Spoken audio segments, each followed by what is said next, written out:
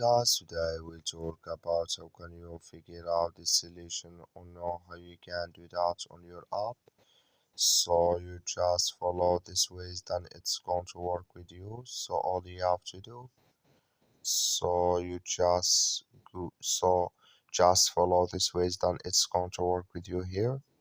All you have to do, so you just go down here, click here on micro lessons here.